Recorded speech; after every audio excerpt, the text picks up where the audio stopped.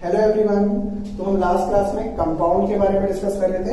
तो देखो हमने क्या डिस्कस किया था कि कंपाउंड ऐसे प्योर सब्सटेंस होते हैं जिन प्योर सब्सटेंस में दो या दो से ज्यादा एलिमेंट्स कंबाइंड फॉर्म में पाए जाते हैं। ठीक है, या फिर हम ऐसा कह सकते हैं कि कंपाउंड ऐसे प्योर सब्सटेंस हैं जिन प्योर सब्सटेंस के इंडिविजुअल पार्टिकल में दो या दो से ज्यादा एलिमेंट्स के एटम कंबाइंड फॉर्म में प्रेजेंट रहते हैं।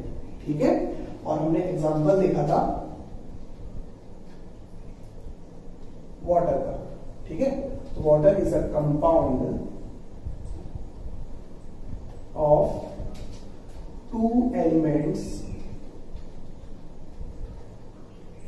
दैट इज हाइड्रोजन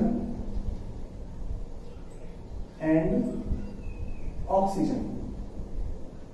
ओके, जिसमें इंडिविजुअल पार्टिकल क्या होता है, मॉलिक्यूल। ठीक है, जिसमें दो हाइड्रोजन के एटम और एक ऑक्सीजन का एटम कंबाइंड रहता है ना। मीन्स यहां पर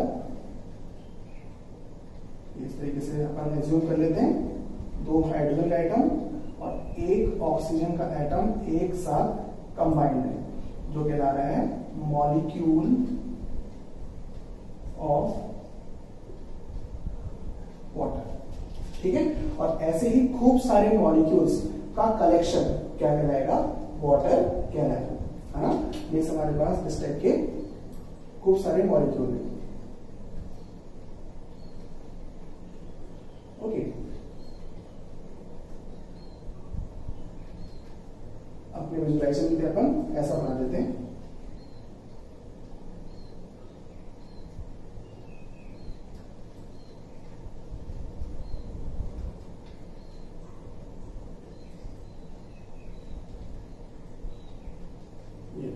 ठीक है, इस तरीके से वाटर में खूब सारे H2O मॉलिक्यूल्स प्रेजेंट होते हैं। ठीक है, अब देखो सारे के सारे पार्टिकल्स आइडेंटिकल है, सेम है, इस वजह से क्या है, प्योर सब्सटेंस है। ठीक है, चलिए फिर आप लोग ये भी ऑब्जर्व कर सकते हो कि कंपाउंड में जो एटम्स की क्वांटिटी होती है वो हर एक मॉलिक्यूल में फिक्स होती है। ठीक है, जैसे इसके एक मॉलिक्यूल में हाइड्रोजन के दो एटम है और ऑक्सीजन के एक एटम है, तो उसके अगले मॉलिक्यूल में भी हाइड्रोजन के दो एटम और ऑक्सीजन के एक एटम होंगे। मींस कंपाउंड का कंपोजिशन फिक्स होता है। कंपोजिशन का फिक्स होना मींस क्वांटिटी का फिक्स होना, हर एक टाइप के एलिमेंट्स के एटम की क्वांटिटी का फिक्स होना हर एक मॉलिक्यूल में। ओके, तो इस तरीके से हम कह सकते हैं कि कंपाउंड का केमिकल कंपोजिशन फिक्स होता है। ठीक है, चलिए, तो ये सब हमने लास्ट क्लास में डिस्कस किया था, है ना। फिर हमने ये भी डिस्कस किया था कि कंपाउंड की प्रॉपर्टी उसके रिस्पेक्टिव एलिमेंट की प्रॉपर्टी से डिफरेंट होती है। ये सब हम पहले डिस्कस कर चुके हैं। ओके, चलिए फिर देखो, आप लोगों ने यूरिया का नाम सुना होगा, जो कि एग्रीकल्चर में यूज किया जाता है ना, एग्रीकल्चर में एज अ फर्टिलाइजर। तो देखो यूरिया एक कंपाउंड है। ठीक है, किसका तो देखो, तो मैं आप लोगों को इसका फॉर्मूला बता दूंगा, तो आप लोग खुद ही बता सकते हो कि कौन से एलिमेंट का कंपाउंड है। यहाँ पर कंपाउंड ऑफ एलिमेंट, तो आप लोगों को क्वेश्चन मार्क है, तो इसलिए आप लोगों को फॉर्मूला पता होना चाहिए, है ना। तो धीरे धीरे आप लोगों को आगे बढ़ते बढ़ते वेरियस कंपाउंड के फॉर्मूले मिलते जाएंगे। ठीक है, तो फॉर्मूला होता है यूरिया का NH2CO NH2। ठीक है, तो देखो अब आप लोग आंसर बता सकते हो कि यूरिया कौन से एलिमेंट का कंपाउंड है। आंसर क्या होगा, तो देखो नाइट्रोजन, हाइड्रोजन, कार्बन, ऑक्सीजन, ये चार एलिमेंट का कंपाउंड होता है। ठीक है, वैसे ही बेकिंग सोडा, तो बेकिंग सोडा भी एक कंपाउंड है। ओके, और इसका फॉर्मूला बताता हूं आप लोगों को मैं, NaHCO3, इसको सोडियम बाइकार्बोनेट भी कहा जाता है। ठीक है, ये सब आप लोग सीख जाओगे नेक्स्ट चैप्टर जब पढ़ोगे। ओके, तो कंपाउंड ऑफ नाइट्रोजन सोडियम का symbol Na, hydrogen carbon and oxygen. ठीक है, वैसे ही शुगर भी एक कंपाउंड है ना। शुगर एक प्योर सब्सटेंस होता है, प्रोवाइडेड कि शुगर प्योर होनी चाहिए। ठीक है, मिलावट नहीं होनी चाहिए उसमें, है ना। तो शुगर का फॉर्मूला होता है C12H22O11। ओके, कंपाउंड ऑफ कौन से element, carbon, hydrogen and oxygen. Okay, तो इस तरीके से वेरियस एग्जांपल है हमारे पास, अनलिमिटेड एग्जांपल है कंपाउंड के। ठीक है, लिखते लिखते थक जाएंगे, है ना। चलिए, तो आप लोगों को हेडेक नहीं लेनी कि दुनिया भर में जितने भी कंपाउंड्स हैं उन सबको आप लोगों को याद करना है वगैरह वगैरह, इतनी हेडेक नहीं लेनी है। आप लोगों के सिलेबस में जो है उतनों को ही पढ़ना है आप लोगों को, है ना। चलिए, ये सब नोट कर लेना आप लोग वीडियो को पॉज करके, है ना। ये बढ़िया फायदा होता है वीडियो का, ये हम पॉज कर सकते हैं कभी भी इच्छा हुई तब।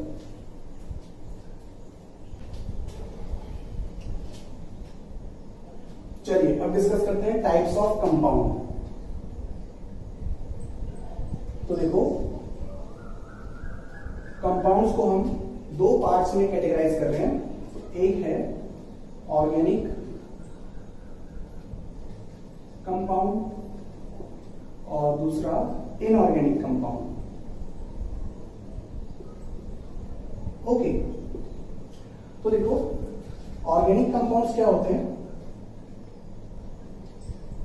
तो ऑर्गेनिक कंपाउंड्स हम उन कंपाउंड्स को बोलेंगे जिनको हम लिविंग ऑर्गेनिज्म से, जैसे कि प्लांट्स, ट्रीज और एनिमल से ऑब्टेन कर सके, तो उन्हें कहा जाएगा ऑर्गेनिक कंपाउंड।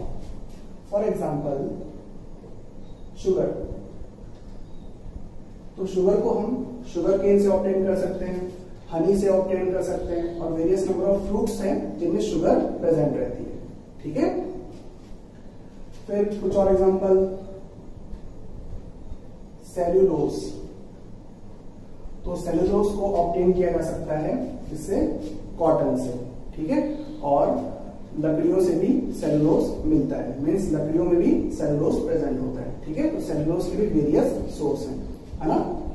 चलिए, फिर वैसे ही प्रोटीन, तो प्रोटीन भी ऑर्गेनिक कंपाउंड्स होते हैं। ठीक है, वेरियस टाइप्स ऑफ प्रोटीन्स होते हैं जो कि वेरियस वेजिटेबल्स, फ्रूट्स में पाए जाते हैं। ठीक है, चलिए, फिर विटामिन्स,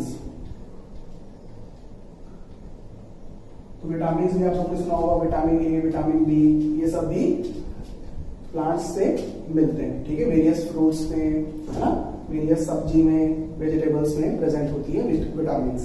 ओके, चलिए, तो देखो, प्रोटीन आप लोग सिल्क से ऑब्टेन कर सकते हो, वूल से ऑब्टेन कर सकते हो। ठीक है, तो प्रोटीन के भी खूब सारे सोर्स है ना। तो ये सब ऑर्गेनिक कंपाउंड्स की कैटेगरी में आते हैं। ठीक है, तो वैसे ही मीथेन, जो कि नेचुरल गैस में प्रेजेंट होती है, मीन्स नेचुरल गैस में मेनली कौन सी गैस प्रेजेंट होती है, मीथेन गैस प्रेजेंट होती है, और मीथेन खुद एक कंपाउंड है। ओके, फिर वैसे ही इथेन। ठीक है, फिर ग्लूकोज, ग्लूकोज भी ऑर्गेनिक कंपाउंड की कैटेगरी में आते हैं।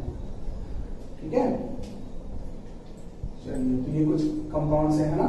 फिर फैट्स ऑर्गेनिक कंपाउंड की कैटेगरी में आते हैं, ऑयल्स ऑर्गेनिक कंपाउंड की कैटेगरी में आते हैं। ठीक है, चलिए, फिर देखो, कुछ ऐसी एसिड्स हैं जो कि फ्रूट्स वगैरह में पाई जाती हैं। ठीक है, और तो ऑब्वियसली बात है वो एसिड्स भी क्या होंगी, ऑर्गेनिक कंपाउंड्स की कैटेगरी में आएंगी। ठीक है, जैसे कि लैक्टिक एसिड, तो लैक्टिक एसिड दही में प्रेजेंट होती है, ठीक है, और दूध में भी प्रेजेंट होती है, मिल्क में भी प्रेजेंट होती है जब दूध खट्टा हो जाता है। आई बात समझ में? वैसे ही इमली में टार्टरिक एसिड प्रेजेंट होती है ना, तो टार्टरिक एसिड भी क्या है, एक ऑर्गेनिक कंपाउंड की कैटेगरी में आएगा, है ना। फिर वैसे ही सिट्रिक एसिड, तो various number of citrus fruits हैं, जैसे लेमन, ऑरेंज, मैंगो, पाइनएप्पल, इनमें क्या पाई जाती है, सिट्रिक एसिड पाई जाती है। ठीक है, तो इस तरीके से बहुत सारे कंपाउंड्स हैं जो ऑर्गेनिक कंपाउंड्स होते हैं।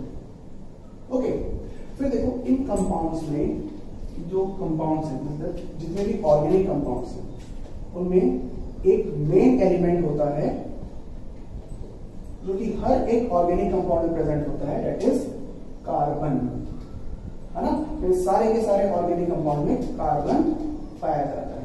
ठीक है, और साथ ही साथ हाइड्रोजन भी पाया जाता है। ठीक है, बाकी जो मेन एलिमेंट है वो कौन है, कार्बन है। ठीक है, और हाइड्रोजन भी हम कंसिडर कर सकते हैं, तो बोल सकते हैं कार्बन एंड हाइड्रोजन। ओके, और फिर कुछ और एलिमेंट्स जो प्रेजेंट होते हैं वो क्या क्या है, ऑक्सीजन, नाइट्रोजन, ठीक है, फॉस्फोरस, इस तरीके से ये एलिमेंट्स भी प्रेजेंट होते हैं इसमें ऑर्गेनिक कंपाउंड्स में। लेकिन मेनली जो एलिमेंट प्रेजेंट है ऑर्गेनिक कंपाउंड में वो है कार्बन और हाइड्रोजन, और मोर स्पेसिफिकली बात करें तो कार्बन। ठीक है, मींस कार्बन तो हर एक टाइप के ऑर्गेनिक कंपाउंड में पाया जाएगा। आई बात समझ में? जैसे कुछ कंपाउंड हो सकते हैं जिनमें हाइड्रोजन ना हो, लेकिन कार्बन तो होगा जो ऑर्गेनिक कंपाउंड में होता है। ठीक है, चलिए, तो इस वजह से ऑर्गेनिक कंपाउंड को हम कार्बनिक कंपाउंड भी कहते हैं।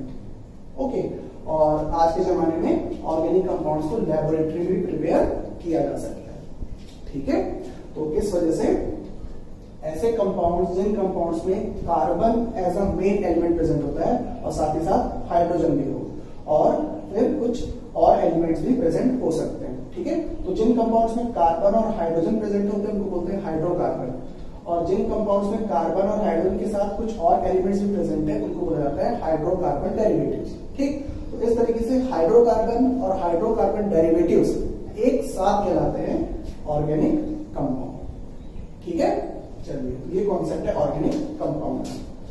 ठीक है, नोट कर लो इसको।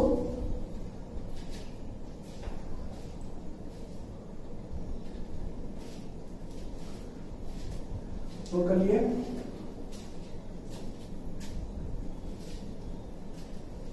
तो ऑर्गेनिक कंपाउंड्स मेनली कार्बनिक कंपाउंड्स होते हैं, मतलब ऐसे कंपाउंड जिनमें कार्बन मेन एलिमेंट हो। ठीक है, फिर देखो इनऑर्गेनिक कंपाउंड। तो इनऑर्गेनिक कंपाउंड में ऐसे कंपाउंड जो कि नॉन लिविंग ऑर्गेनिज्म से ऑब्टेन हो। ठीक है, या फिर जिनमें जान ना हो, ऐसा बोल सकते हो। ठीक, तो देखो examples, minerals, various types of minerals, है ना। फॉर एग्जांपल कैल्शियम कार्बोनेट, ठीक है, फिर silver chloride, okay, iron oxide. ठीक, तो ये कंपाउंड्स ऐसे हैं जो कि मिनरल्स हैं, और भी वेरियस एग्जांपल्स हैं हमारे पास, है ना। तो अभी समझने के लिए कुछ एग्जांपल्स ले रहे हैं, तो वो कौन सी कैटेगरी में आएंगे, इनऑर्गेनिक कंपाउंड्स की कैटेगरी में आएंगे। ठीक है, फिर जैसे कि एयर में एक गैस प्रेजेंट होती है, carbon dioxide gas. Carbon dioxide air compound नहीं है, लेकिन एयर में जो प्रेजेंट एक गैस है, it is carbon dioxide gas. वो क्या है, कंपाउंड है, और कैसा कंपाउंड, इनऑर्गेनिक कंपाउंड। ठीक है, फिर और एग्जांपल वाटर भी इनऑर्गेनिक कंपाउंड की कैटेगरी में आता है ना। फिर सिलिका दैट इज सैंड भी इनऑर्गेनिक कंपाउंड, ठीक है। तो जितने भी कंपाउंड जिनमें कोई जान नहीं होती, ठीक है, नॉन लिविंग होते हैं, उन्हें इनऑर्गेनिक कंपाउंड्स कहा जाता है, ठीक है। जैसे सॉल्ट है ना, सोडियम क्लोराइड,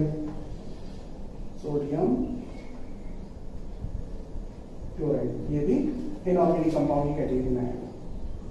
आई बात समझ में? तो हमारे पास वेरियस नंबर ऑफ एग्जांपल्स हैं। Silica, sodium chloride, water, carbon dioxide, calcium carbonate, silver chloride, iron oxide, ठीक।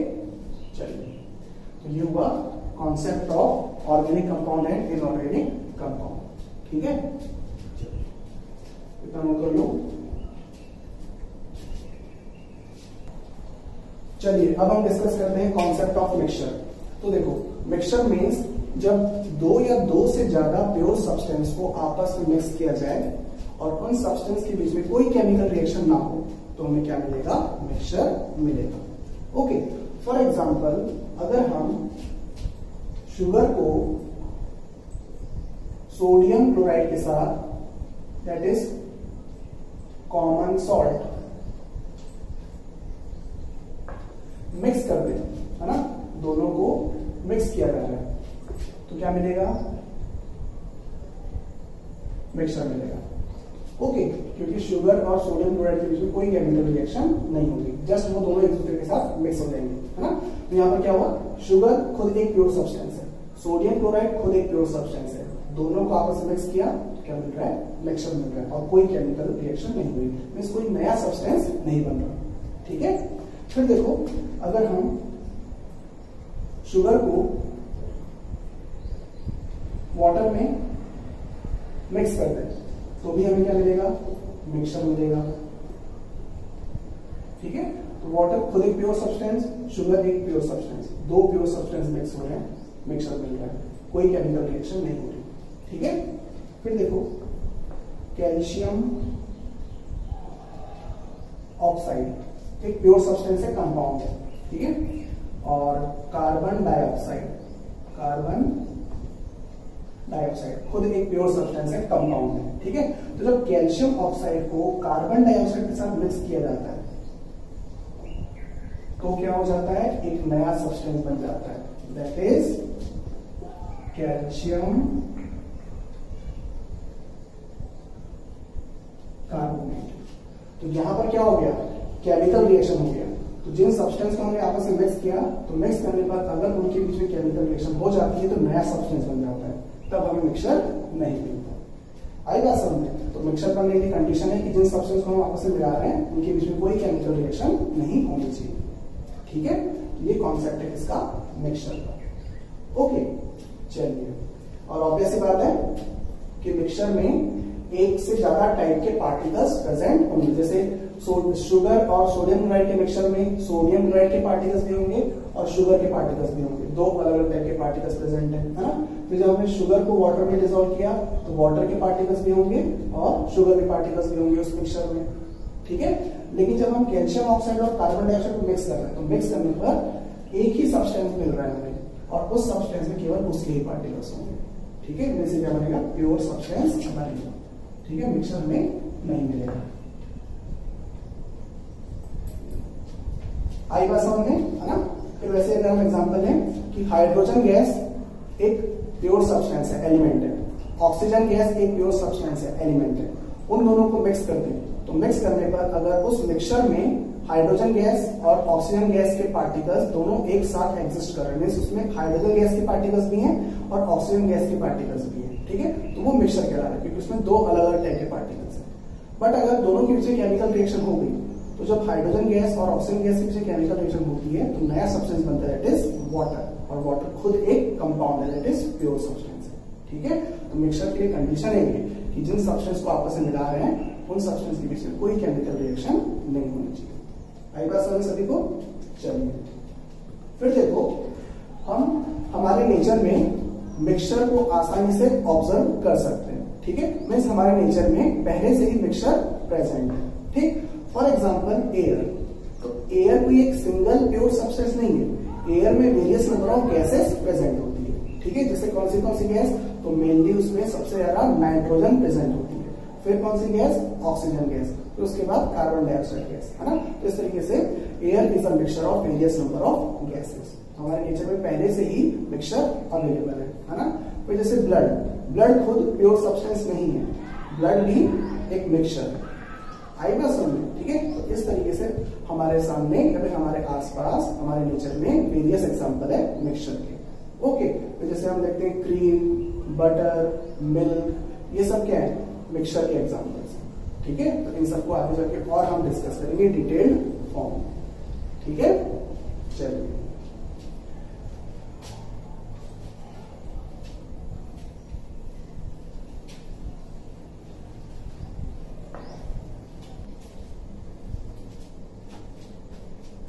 ओके, अब देखो, लेट्स सपोज हमारे पास एक कंटेनर है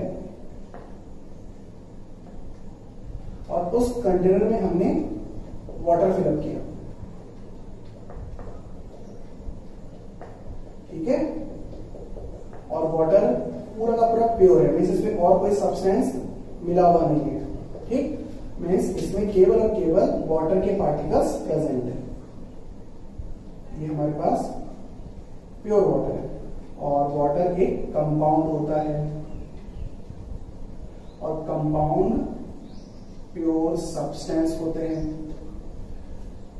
ठीक है। अब देखो, हम इसमें शक्कर या फिर नमक मिलाते हैं, ठीक है। तो वाटर में हम क्या मिला रहे हैं, शुगर मिला रहे हैं, लेट्स सपोज इसमें हमने शुगर ऐड की, ओके। तो आप लोग कुछ देर के बाद क्या देखोगे कि शुगर के पार्टिकल्स वाटर में पूरे डिसॉल्व हो चुके हैं, ठीक है। और वहां पे आप लोगों को शुगर नजर नहीं आएगी, है ना। तो हमें पता है कि इसमें हमने शुगर मिलाया है, तो हम शुगर के पार्टिकल्स को शो करते हैं, ठीक है, अपने समझने के लिए, ओके। इस तरीके से शुगर के पार्टिकल्स, ठीक है। चलिए, तो अब देखो हमारे पास ये जो सैंपल आया, इस सैंपल में शुगर के पार्टिकल्स भी हैं और वाटर के पार्टिकल्स भी हैं, ठीक है। तो इस तरीके से हमें क्या मिला, मिक्सचर मिला, ठीक है, जिसमें दो अलग अलग सब्सटेंस एक साथ मिक्स्ड है। तो सैंपल क्या कहलाएगा, मिक्सचर कहलाएगा, ठीक है। और इस मिक्सचर के शुगर और वाटर क्या कहलाएंगे, कंपोनेंट कहलाएंगे। तो कंपोनेंट मींस जो सब्सटेंस मिक्सचर में प्रेजेंट होते हैं उन्हें कंपोनेंट कहा जाता है, ठीक है। तो शुगर और वाटर इस मिक्सचर के कंपोनेंट है, ओके। चलिए, फिर जैसे हमारे पास प्योर वाटर था, तो प्योर वाटर एक कंपाउंड है और कंपाउंड के कंपोनेंट क्या होते हैं, उसके एलिमेंट, ठीक है। तो वाटर जो कि एक कंपाउंड है, उस कंपाउंड के कंपोनेंट क्या होंगे, हाइड्रोजन और ऑक्सीजन। यहां तक ये सभी को, ठीक है। तो वाटर के कंपोनेंट है हाइड्रोजन और ऑक्सीजन और इस मिक्सचर के कंपोनेंट है शुगर और वाटर। यहां तक ये सभी को, ठीक। अब देखो, हम अगर इस कंटेनर को बाहर ओपन एटमॉस्फेयर में बहुत दिनों तक छोड़ दें, ठीक है, या फिर कुछ दिनों के लिए बाहर रख दें, तो आप लोग कुछ दिनों के बाद क्या ऑब्जर्व करोगे कि इस कंटेनर में केवल और केवल शुगर के पार्टिकल्स बचे हैं, पानी नहीं बचा। क्यों? क्योंकि पानी हो चुका है इवोपरेट, ठीक है। या फिर आप लोग इस कंटेनर को हीट करो, कंटिन्यूअसली हीट करो, हीट करते जाओगे तो कुछ देर के बाद आप लोग देखोगे कि इस कंटेनर में पानी नहीं बचा, केवल क्या बचेगा, शुगर बचेगा, ठीक है। क्यों? क्योंकि आप लोगों ने उसको हीट कर दिया, बॉयल कर दिया, और बॉयल करने से वाटर बाहर निकल गया एटमॉस्फेयर में, ठीक है। और इसमें क्या बच गया, केवल शुगर बच गया, ओके। तो आप लोगों ने इन मेथड से, मींस इवेपोरेशन और हीटिंग, जो कि सिंपल फिजिकल मेथड्स होते हैं, ठीक है। तो फिजिकल मेथड के थ्रू आप लोगों ने इस मिक्सचर के कंपोनेंट को एक दूसरे से अलग कर दिया, ठीक है। तो ये मिक्सचर की खासियत है कि हम मिक्सचर के कंपोनेंट को सिंपल फिजिकल मेथड से सेपरेट कर सकते हैं, ठीक है। लेकिन जब आप इसको हीट करोगे तो हीट करने पर यहाँ पे जो ऊपर कलेक्ट होगा इस वाटर की वेपर, उसमें भी तो वाटर के पार्टिकल्स ही होंगे, उसमें भी तो H2O H2O H2O H2O particles होंगे, ठीक है। यहाँ पर भी H2O H2O पार्टिकल्स थे लेकिन लिक्विड फॉर्म में थे, और यहाँ पे जो वेपर में आप लोगों को पार्टिकल्स मिलेंगे वो भी H2O H2O पार्टिकल्स मिलेंगे, पार्टिकल का कंपोजिशन चेंज नहीं हुआ। मींस कुल मिला के हमने फिजिकल मेथड से वाटर के कंपोनेंट को सेपरेट नहीं किया, मींस हम कंपोनेंट को सेपरेट नहीं कर पाए इसके कंपाउंड के। तो कंपाउंड के कंपोनेंट दैट इज एलिमेंट को एक दूसरे से सेपरेट नहीं कर सकते बाय फिजिकल मेथड, लेकिन मिक्सचर के कंपोनेंट्स को हम आसानी से सेपरेट कर सकते हैं बाय सिंपल फिजिकल मेथड, ठीक है। तो इस बात का ध्यान रखना, और ये डिफरेंस भी है किसके बीच में, मिक्सचर और कंपाउंड के बीच में, ठीक है। कि मिक्सचर के कंपोनेंट को फिजिकल मेथड से सेपरेट किया जा सकता है, लेकिन कंपाउंड के कंपोनेंट दैट इज एलिमेंट को एक दूसरे से सेपरेट नहीं कर सकते bye simple physical method. Okay, चलिए तो यहां पर लिखता हूं मैं,